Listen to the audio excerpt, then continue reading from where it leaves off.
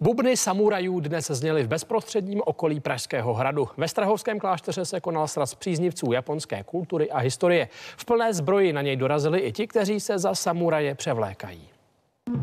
Sraz odstartoval pochodem za znění válečných bubnů taiko. Trasa vedla kolem Pražského hradu a Nerudovou ulicí. Tak toho času se zde na Strahovském klášteře pořádá akce Hanami, to je japonský svátek obdivování sakurových květů a je to vlastně takový festival japonské kultury.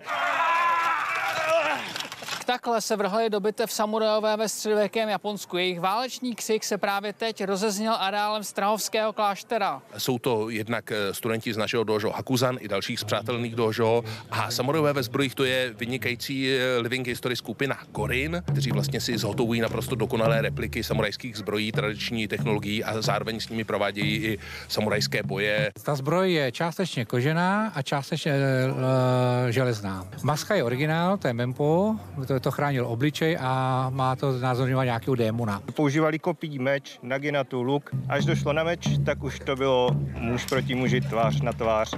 Krev lítala, lidi byli na cucky, bylo to zlý. Došlo i na přesekávání bambusové rohože. Tamešigiri je velice náročná disciplína, je to umění, ve kterém se zdokonalujeme celý život.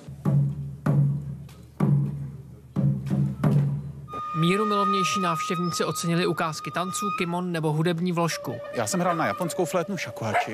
Je to vlastně jeden z mála nástrojů z té japonské provenience, který se skutečně rozšířil po celém světě. Je to prostě něco jiného než naše kultura, ale je to krásný. Je to nádherná akce, je to nádherný. Líbí se mi, že je to velmi komunitní. Hrát si na samuraje není levné. Nejlevnější meče seženete za pár tisíc. Čepele, se kterými lze něco přeseknout, ale prý startují kolem 10. Ve stovkách tisíc korun se pak pohybují ceny samurajských zbrojí. Jonáš Kříž, televize Nova.